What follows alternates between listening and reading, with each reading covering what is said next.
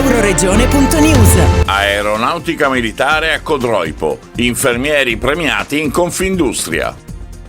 2 sottufficiali dell'Aeronautica Militare in servizio presso il secondo stormo di rivolto di Codroipo per aver somministrato il vaccino a cittadini ultraottantenni non trasportabili e vulnerabili individuati dall'azienda sanitaria regionale. Il comandante del secondo stormo, colonnello Marco Bertoli. Un anno molto importante, la stagione acrobatica della pattuglia è iniziata con qualche settimana di ritardo, il 27 maggio con l'ultimo addestramento acrobatico che si è tenuto su rivolto.